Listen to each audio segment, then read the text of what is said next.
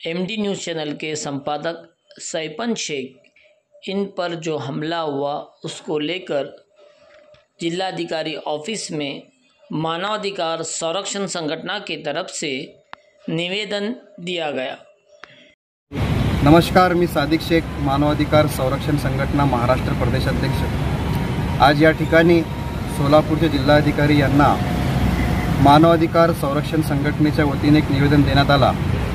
त्यामध्ये आमची प्रमुख मागणी अशी होती की सोलापूर शहरात एमडी न्यूजचे संपादक सैफन शेख यांच्यावर हल्ला करणाऱ्यांवर कडक कारवाई करा म्हणून सोलापूरचे जिल्हाधिकारी यांना भेटून आम्ही मागणी केलेली आहे। कारण गेल्या गुरुवारी दुपारी 2 वाजण्याच्या सुमारास सिव्हिल हॉस्पिटलमध्ये सैफन शेख यांना बोलवून श्रीकांत गायकवाड यांनी सैफन शेख यांच्यावर हल्ला केल्यानंतर उलट सैफन शेख यांच्यावर बोगस एनसी दाखल केली गेली। सध्या अशी माहिती येत आहे की सैफन शेख यांच्यावर बोगस गुन्हा दाखल करण्याचा प्रशासनाकडून प्रयत्न होत आहे। कारण एमडी 24 न्यूज चॅनलचे संपादक सैफन शेख यांनी गेल्या 1 महिन्यापासून एमडी न्यूज पोर्टलच्या माध्यमातून सोलापूर महापालिका आरोग्य अधिकारी यांच्या भ्रष्टाचार उघडकीस आणण्यासाठी एक मालिका सुरू केली होती।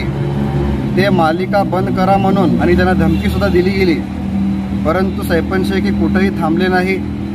सत्य बाहेर आणण्यासाठी त्यांनी प्रयत्न केले। त्यावेळेस त्यांना सिव्हिल हॉस्पिटलमध्ये बोलून हल्ला करण्यात आला। एक सत्याची आवाज जे आपल्या न्यूज चॅनलच्या माध्यमातून उठवत होते त्यांना दाबण्याचा प्रयत्न कुठेतरी केला गेलेला आहे। या संदर्भात प्रशासनाने लक्ष घालून या विषयामध्ये जे आरोपी आहेत त्यांच्यावर कारवाई करावी आणि सैफन शेख यांना न्याय मिळवून द्यावा अशी मागणी आमची आज जिल्हाधिकारी यांच्याकडे करण्यात आलेली आहे।